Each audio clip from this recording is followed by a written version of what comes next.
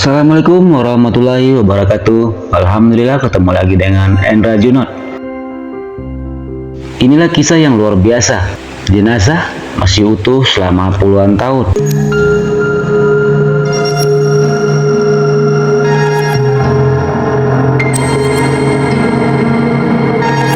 Talha bin Ubaidillah ini memeluk agama Islam ketika beliau berusia masih muda. Kala itu ia berpergian dengan sebuah kafilah Quraisy untuk berniaga ke Syam. Setibanya di Busra, para pedagang segera masuk ke pasar untuk berdagang. Kala berada di tengah-tengah pasar, ada seorang pendeta berseru, "Perhatian, perhatian, perhatian, wahai kaum pedagang. Adakah di antara tuan-tuan yang berasal dari Makkah?" "Ya, aku adalah asli penduduk Makkah," jawab Talha. "Wahai pemuda, sudah munculkah di tengah-tengah kalian orang bernama Ahmad?" "Ahmad yang mana?" tanya Talha. "Ahmad ibnu Abdullah bin Abdul Muthalib. Dia seharusnya sudah muncul pada bulan ini. Dia adalah seorang nabi penutup, nabi terakhir di antara manusia. Sebaiknya engkau segera menemuinya," kata pendeta itu menjelaskan. Berita dari pendeta itu bagaikan tertanam di lubuk hati Talha, sehingga ia langsung bergegas mengambil untanya dan pulang ke Makkah. Meski pada awalnya sempat kesulitan untuk bertemu dengan Rasulullah SAW, namun pada akhirnya bertemu juga. Ternyata ia langsung menyatakan keimanannya kepada Allah dan Rasul-Nya.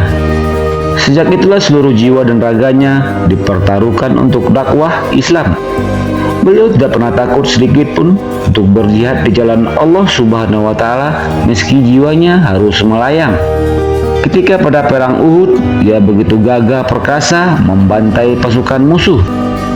Namun pada saat itu kondisi pasukan Muslim mulai tersudut. Bahkan jiwa Rasulullah SAW saat itu tengah terancam oleh pasukan musuh. Rasulullah bertanya, "Siapakah di antara kalian yang berani melawan mereka? Maka dia akan menjadi temanku kelak di surga." "Saya ya Rasulullah," jawab Talha dengan tegas dan tak gentar. Rasulullah SAW kemudian mempersiapkannya dalam perang itu. Rasulullah mengalami banyak luka di daerah wajah, kening, dan bibir, serta taringnya patah. Talha yang berada dekat Rasulullah sebagai tameng terakhir diri Nabi langsung maju ke depan menghajar musuh-musuhnya dengan sekuat tenaga. Sesaat maju ke depan dan sesaat lagi dekat dengan Rasulullah. Pada suatu ketika, saat dekat dengan Rasul, dengan sigap, Talha sedikit demi sedikit mengarahkan Nabi ke atas bukit dan berhasil. Tubuh Nabi yang bercucuran darah pada wajahnya segera diseka dengan bajunya oleh Talha. Pada saat itu, Talha sendiri malah lebih parah dari keadaan Rasulullah SAW, dan tubuh Rasulullah SAW disandarkan di sisi tebing yang aman. Subhanallah, sungguh seorang mujahidin sejati. Karena lawan yang tak seimbang, Talha mengalami banyak luka. Dikisahkan bahwa Talha ini mendapat luka sebanyak 7-9 luka yang berupa tusukan, sabetan pedang, lemparan panah, dan lembing. Pergelangan tangannya putus oleh sabetan pedang musuh. Karena begitu banyak darah yang keluar, akhirnya beberapa saat kemudian Talha tewas dekat Rasulullah SAW dalam keadaan mati syahid.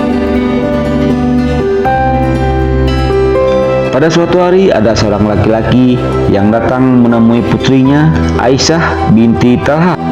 Laki itu berkata, "Wahai Aisyah, sesungguhnya aku telah bermimpi telah bertemu dengan Talha."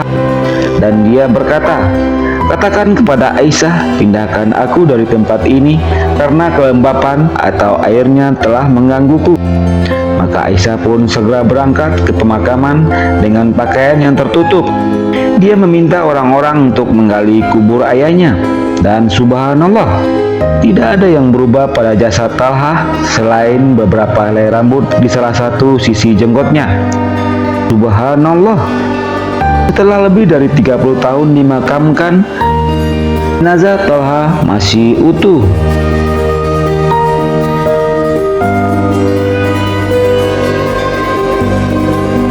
Demikianlah kisah jenazah masih utuh selama puluhan tahun.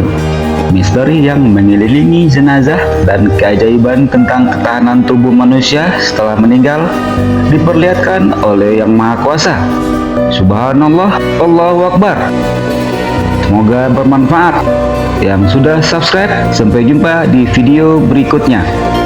Terima kasih.